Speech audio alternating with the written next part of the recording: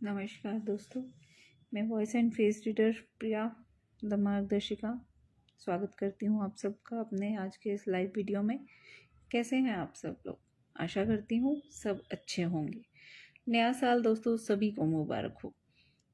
नया साल में सब लोग नए रंग नई खुशियों में ढले होंगे और सबको कितना अच्छा लगता होगा कि हम नए साल में प्रवेश हो गए। दोस्तों मेरा ये कहना है कि हर दिन नया साल होना चाहिए। हर दिन ऐसे जियो जैसे नया साल ही आया हो जिंदगी में। नए साल में अलग खुशियां क्यों हैं? हर दिन में नया साल मनाओ, हर दिन नई खुशियां आएंगी। हर दिन को नई खुशियों जैसा ही सोचो तो बहुत अच्छा लगेगा आपको। हर दिन में नया साल नई खुशियां। तो दोस्तों आज एक कहानी सुनते हैं जिससे थोड़ा सा एहसास होगा कि कोई भी चीज़ छोटी बड़ी नहीं होती, कि कैसे हम अपने जीवन में अपनी चीज़ों को छोटा या बड़ा नहीं मानते। हर चीज़ का महत्व है दोस्तों इस दुनिया में। तो सुनते हैं आइयो एक कहानी। एक बार एक शिष्य ने विनम्रता पूर्वक अपने गुरुजी से पूछा, गुरुजी, कुछ लोग कहते हैं कि जीवन एक संघर्ष है, कुछ अन्य कहते हैं कि जीवन एक खेल है, और कुछ कहते हैं कि जीवन एक उत्सव है। अलग अलग संज्ञा दी गई है जीवन को, ऐसा क्यों? तो गुरुजी बोलते हैं, इसमें कौन सही है? बच्चे पूछते हैं कि इसमें कौन सही है कौन गलत है, हमें समझाएं। तो गुरुजी बोलते हैं, बहुत ही धैर्यपूर्वक बोलते हैं कि पुत्र, जिन्हें गुरु नहीं मिला, जिनके साथ गुरु नहीं है, उनके लिए गुरु एक, जिनके साथ गुरु नहीं है उनके लिए जीवन क्या है? उसकी परिभाषा देखते हैं कि उनके लिए जीवन एक संघर्ष है, जिन्हें गुरु नहीं मिला। और जिन्हें गुरु मिल गया, शिष्य ने पूछा, जिन्हें गुरु मिल गया उनका जीवन एक खेल है। और जो लोग गुरु द्वारा बताए गए मार्ग पर चलने लगे उनके लिए क्या है जीवन? बच्चे ने पूछा।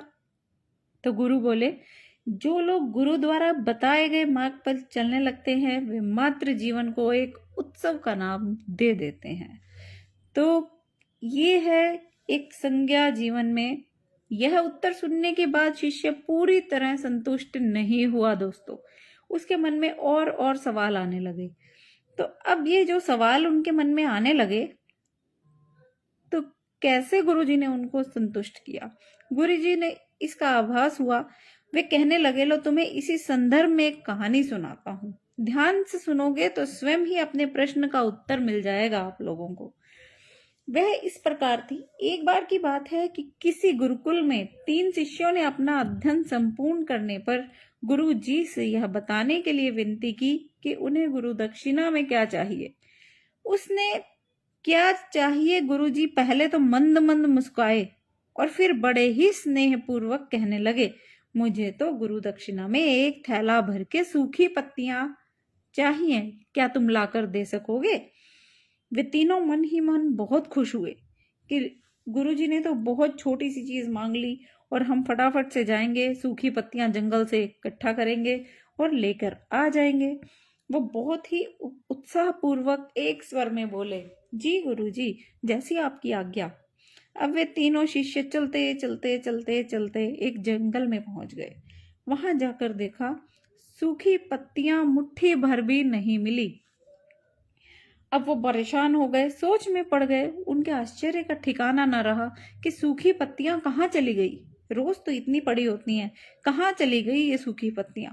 उन्होंने वापिस आए और सोच में पड़ गए कि इतने में ही दूर से आता हुआ कोई किसान दिखा और वे किसान के पास पहुंच गए। उसने विनम्रता पूर्वक याचना करने लगा कि वह उन्हें केवल एक थैला सूखी पत्तियां दे दे, क्योंकि किसान ने वो सारी पत्तियां बीन ली थी।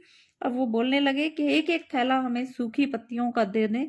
तो उस किसान ने उनसे क्षमा याचना की कि उन्होंने बताया कि वह उनकी मदद नहीं कर सकता, सूखी पत्तियों को ईंधन के रूप में जलाएगा और अपने घर में खाना बनाएगा, तो वह इस संदर्भ में उनकी मदद नहीं कर सकता। और वो उन पत्तियों को पहले ही यूज भी कर चुका था, अब उसके पास कुछ भी नहीं था। अब वे तीनों पास में ही एक बसे गांव की ओर चल पड़े।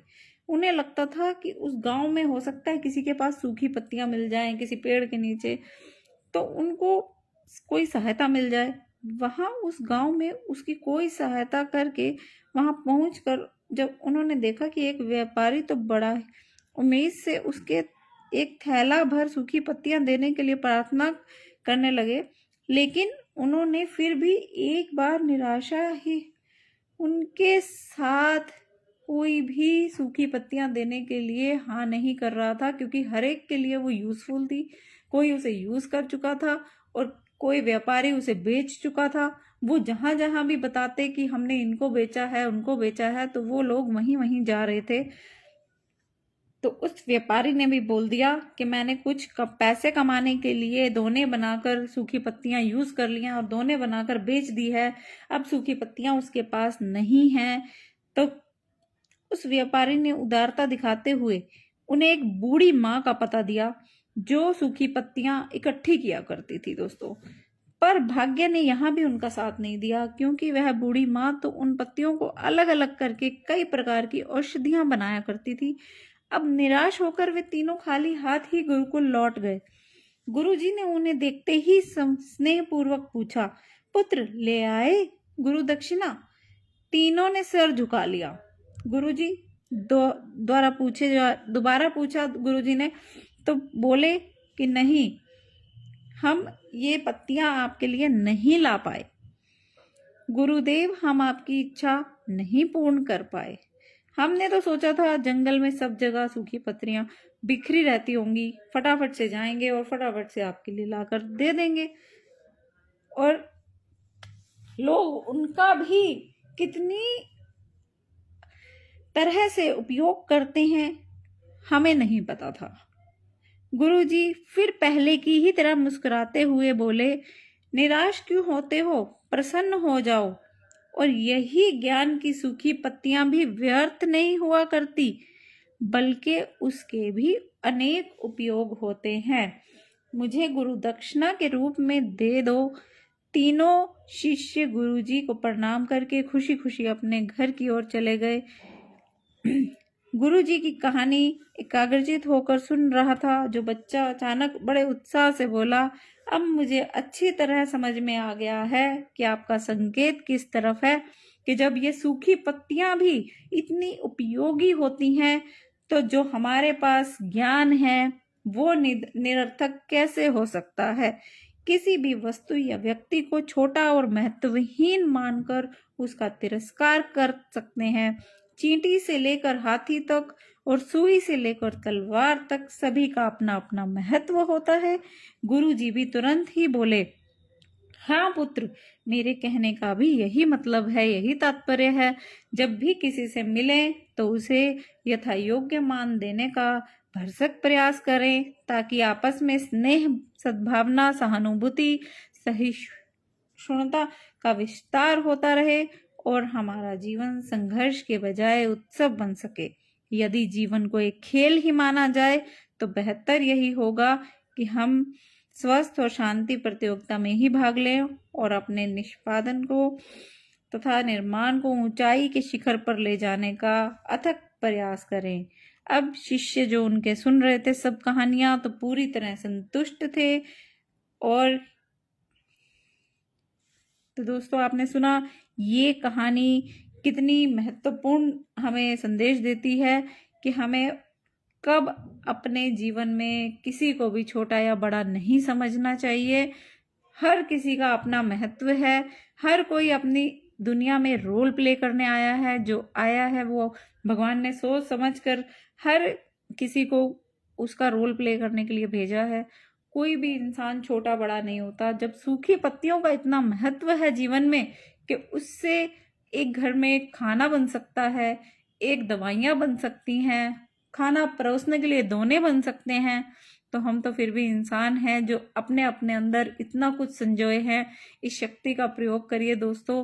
कितना ही सुंदर जीवन है हमारा, और हर दिन को ऐसे जियो, ऐसे, और हर पल को ऐसे जीना चाहिए कि जैसे इसी पल में जिंदगी को हमने जीना है।